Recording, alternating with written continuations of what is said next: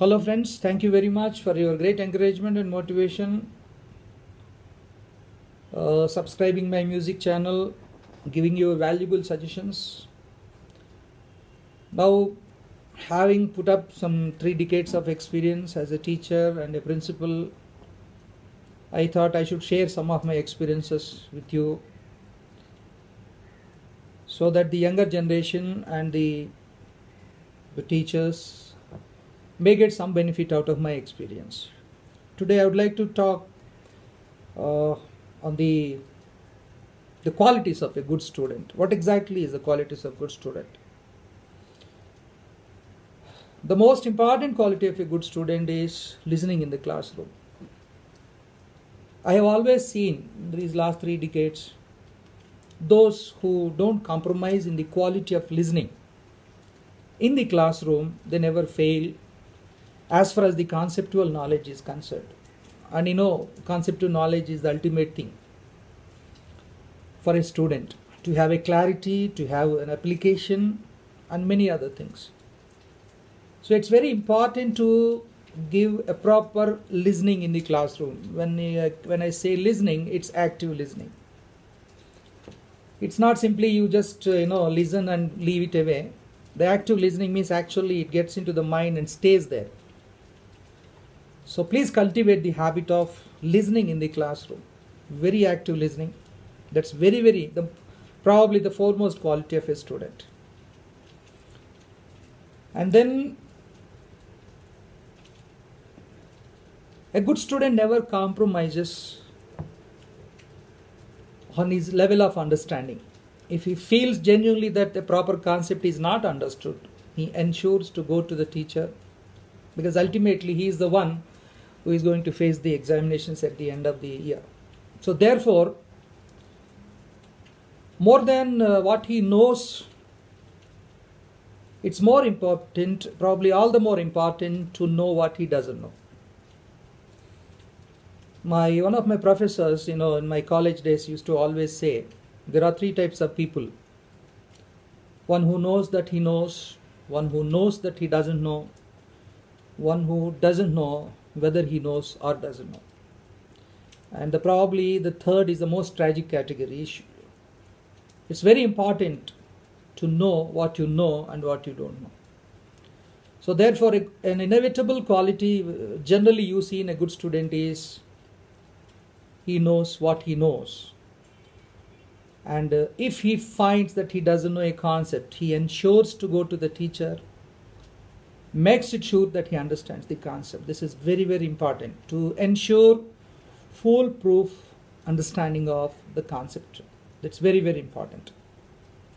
And he doesn't compromise on his understanding levels, on his knowledge, because the concept of knowledge leads to, it's ultimately related, probably directly proportional to the kind of the application levels you have, especially in the examinations. That's very, very important. And there is a myth, generally I very often hear the students saying, this maths is my weak subject, accountancy is my weak subject. And I differ to, disagree with that, because no subject is actually weak. It's only the lack of proper conceptual understanding that makes you feel probably that I am weak in the subject. And say, for example, a math textbook has some 20 chapters. It doesn't mean that all the 20 chapters you don't know. Probably, definitely, you may be lagging behind to understand a few concepts, especially if you probably the chapters. So never say this particular subject is weak. There is no a weak subject, there is no strong subject. It's all about, it's basically subjective term. So try to understand this very, very important thing, that don't say this is a weak subject. There may be a weak concept in the sense you didn't understand the concept. So therefore you feel the first thing you should do is you should go to the teacher and find out, ask him to repeat it, practice it. This is where. So therefore you cannot leave a particular concept. You don't run away from the subject. Ultimately the subject will chase you. And you have to face certain questions on every chapter. So don't say weak subject. It's a wrong concept.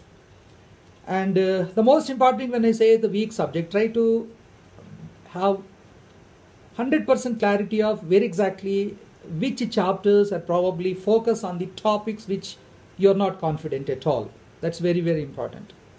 So once you clear them, once you have that clarity of thought about a particular concept, I'm 100% sure you stop calling a subject as a weak subject. That's one very important thing a student should know. And there's a great influence of peers, especially in +2 level, and you get very easily influenced by others.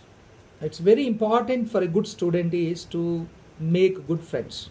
Rather, I would say, be wise enough to have in choosing good friends, especially those who help you in academics. It's very tough to see an all-rounder child, who is good in all the subjects. There will be, but very few. So you should be intelligent enough to choose a good child, your classmate. There is a saying, a very famous saying, tell me about your friends, I'll tell about you. So the kind of friendship you develop defines your own character, whether it is academics, whether it is personal matters. So choose good friends. Rather, be very wise in choosing friends. Your friend should be, I should say, a bit superior to you, who can help you, who can guide you, in academics as well as especially when you are going through a thin patch in your life. It's very, very important. And be aware of the distractors in the class. Every class, it's a universal thing. Every class will have certain group of children, a few children who try to distract you in the classes. The classroom, especially in the teaching, is going on.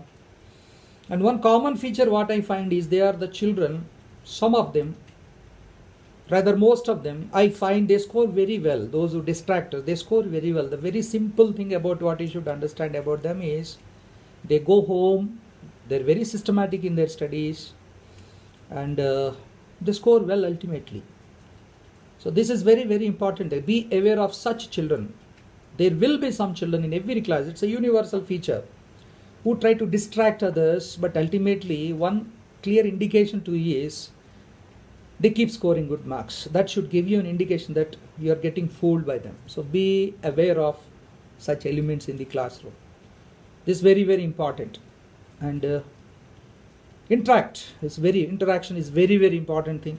As I just said, choose wise friends, good friends who can guide you in various subjects. As I told you, nobody is all-rounder in all the subjects. Very few you get a kind of all-roundership. So the best thing is to complement each other. In our days, those days when we were schooling and college days, I used to personally ensure a few good friends who used to do combined study. It's very, very good concept. The present generation, very rarely seen. Have good combined study with one of your friend who can guide you, interact with you.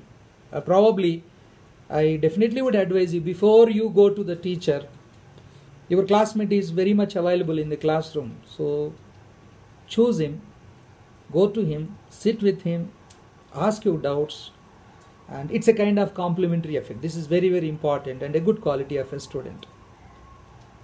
And people say, there is a specific timing for studies. I hear many people saying, morning is the best time. Getting up in the morning around 4 or 3. Probably the reason could be you have a good sleep, and then you feel better about some clarity of mind. There is a quiet, calm environment around. So therefore that may prompt you to have a concentration. But I had been I could never get up in the morning. So I could see many of the children, in my experience, when I interacted, the extract of that experience is that there is no particular timing for concentration. I hear many children, they tell me for them night is the best time, around 9 after dinner, having dinner. Some say morning is the best time. So there is a huge difference of opinion, when it comes to timings of study. So choose the best time which you feel you feel the tranquility of mind, where you feel that mind is highly focused. So this is very, very important. So as such, there is no particular timing for studies. It's up to your convenience. It is a subjective matter. Choose the best time. It differs from child to child. Then there are various subjects you have to study, and don't follow the same approach of study in different subjects. For example, take maths. Maths is a subject which you require written practice. Your memory depends upon the number of times you practice a sum. It's very, very important. That means in maths, for example, like accountancy, like the diagrams in biology, and especially the organic chemistry, the formulae, all these requires written practice. Basically, I mean to say they require memorization by practice, written practice, very, very important. And some subjects like biology, you need to give repetitive reading. How much ever you may have good memory, but ultimately after a few readings you feel that is the easiest subject, you understand everything, but the next day or a few days later you find it is Greek and Latin. It's the nature of the subject, because certain subjects require repetitive reading to memorize. Memorize, I don't mean just cramming, understanding. So this is very important. And for example, like formulae in physics, chemistry, maths, they require you how to memorization. There is no other shortcut method. And any sum that appears in the, you have to apply that formula at that moment of time when there is a limitation of time. Examination is basically, doing your best in those 3 hours. So therefore, that concerned formula, the particular formula, should strike your mind at the right time. It's very, very important. For that, all these formulae of physics, chemistry, maths, and whatever, they should be in your fingertips. So that requires a great memorization. So give a repetitive reading. So what I mean to say is there is a differential approach for different subjects. So don't follow the same approach, because that leads to, it's not a complete preparation. So you have to give your preparation according to the nature of the subject. It's very, very important.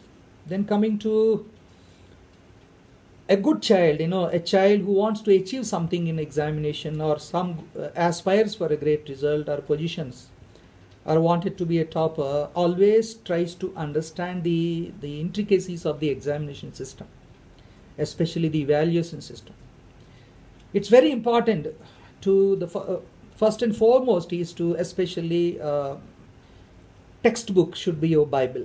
This is what I feel. I had been a chief evaluator almost for more than 13 years, evaluating the subject at +2. I have always found, one common observation among the toppers. I used to find a topper,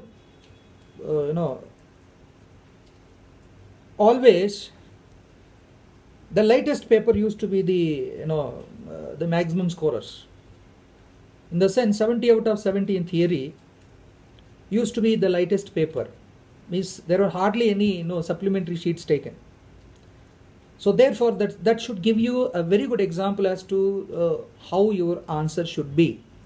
Means evaluation is not based on the quantity of the answers, quantity of the words. No doubt, definitely the question says answer this particular question in 120 words. It doesn't mean you measure the words, but at the same time you should be aware of filtering the unwanted matter, subject matter. It's very, very important. Therefore, a good child, a good student will be always aware of the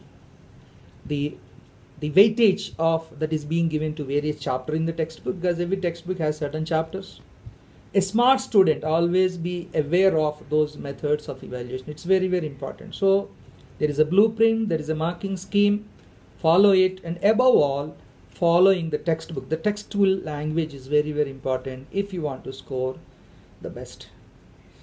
And if you want to go for some expansion of the concept, you can definitely go for reference books or guides, refreshers. They're very, very, they also play their role, but it is only expansion of the concept. So therefore, a good student, always goes for the textbook and then reproduces the language that is given in the textbook. That's very, very important. And besides, of course, there should be a proper sleep. There should be proper diet. Sleep and diet plays a very important role in the classroom listening. You will not be able to pay proper attention in the classroom if you don't give body good amount of rest. That is a good quality sleep, and also good diet. It's very, very important. Have plenty of veggies, plenty of fruits, plenty of water, especially before the examinations. I'll be speaking on the topic of examination and examination stress on a different context, but today, so these are the basic ingredients of a good student. And besides all, a very, very important thing is, above all, I believe it's writing smart. Remember, in the examination you got only 3 hours time. It is not important how many hours you studied throughout the year, but it's very important how best you produce the answer. In terms of quantity, you should be aware of the quantity of the answer. You should be aware of the quality of the terms or the language being used in the answer sheets. Basically, it's about writing smart. You all know millions of students, they appear for the board examination, but only few become the toppers. The reason being, they maintain certain standards. They maintain the... Now, what exactly is that standard? The standard is nothing but the quality and quantity of the answer. They are very much aware of as to not only what to write, as to how to write. It's very, very, very important. How to write, that's what's called the written presentation skills. I have seen the best children, they put their best throughout the year, but ultimately somehow they fail in time management and they don't have proper understanding of the question paper. So basically, it's being smart is very, very important, especially in the board examinations. And another very important factor a child should never have is the overconfidence. I have always seen the averagers doing the miracles in the results. This really surprises me, and it's always surprised me. And of course, there are dark horses in the classroom, but they do miracles at the end of the day.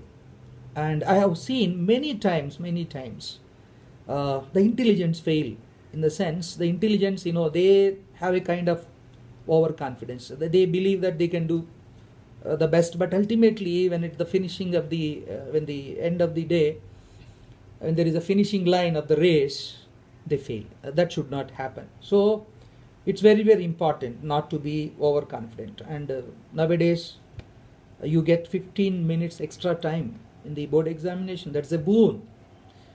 And I have seen, especially those overconfident children who are very much confident about the concept, out of that overconfidence, they don't read even the question properly. It's very, very important. The most important thing is the reading the question. Some questions you don't understand by the first attempt when you read. That is where you should give a reading probably 5 times, even 10 times to read the question. The reason being, you should know what exactly you are to write. It's very, very important. So these are the few things and which I would like to share with you. And one more factor is, especially in the context of +2, at the end of the +2, a child should be very clear about where exactly he is going afterwards. In the sense, +2 is like a big chauraha, there are 4 sides. You would like to go to commerce, you would like to go to law, you would like to go to medicine, you would like to become a journalist, you would like to become a teacher. So you develop certain kind of passion, and that the best way, the best time to develop that passion is +2. +2 is a very, very important, most crucial period a child passes through, 11th and 12th class. So be very, very develop you should develop liking to a particular subject, and that gives you passion. And probably at the end of the day, when you about to complete +2, you should have a thorough understanding of your strengths and weaknesses. Probably you feel the physics is, you feel, because it's a kind of a gut feeling. Your gut feeling says, yes, I am good in physics, I am meant for this, so therefore you should always go become a physicist. If you feel you're very strong in biology, you just love the subject, so you should always take the route of becoming a doctor or a biologist. So plus 2 is a place where you develop unknowingly. It happens automatically. Because it's a time of specialization. Up to 10th you study in a kind of what you call generalized studies. But in 11th and 12th, it's a time for specialization. At the same time, by the moment you complete the plus 2, you should always feel that I am good in this subject. Probably I am meant for this. Let me choose my career in this direction. So this basically gut feeling. Never study anything, never do anything, never pursue your careers. Especially career is something which you do, which you make the choices for the rest of your life. So therefore, you should never compromise or succumb to the pressure by the parents, succumb to the pressure by anybody else, your peers. Because I often find kind of herd mentality, sheep mentality in the children, in the sense when everybody wants engineering, so therefore I go for engineering. Everybody wants medicine, therefore somebody else is doing this. My good friend is doing this, so I will take this route. So therefore, this is not the way an intelligent child thinks. You should always follow your gut feeling. Gut feeling is the one which tells you I am good in this. I started liking this subject, so let me make my career. My later part of the education, college and courses, I will do this. Maybe I'm good in marketing. Let me go for marketing. I have seen the best children in plus 2 also, they go for acting. Because those days, once upon a time, the acting, modeling, they were not professions. But today, they are the professions. This is the age where you will find, there are courses for MBA for event management. Even to conduct an event in a befitting manner, there is an MBA.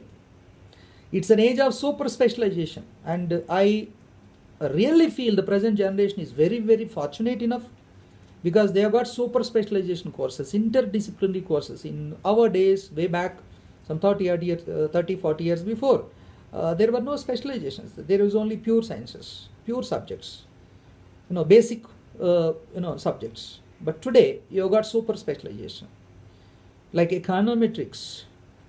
Subject of a combination of two subjects. Biostatistics, biomedical. You can't imagine the kind of choices you have. So therefore, it's a very important thing for you to shortlist your choices, to shortlist your strengths and choose a career at the end of your plus 2. It's very, very important. So I feel I have shared some of my experiences with you, and I hope you will be benefited by my talk on the what are the basic traits and qualities of a good student. Thank you very much. I'll come back with a different topic next time. Thanks a lot.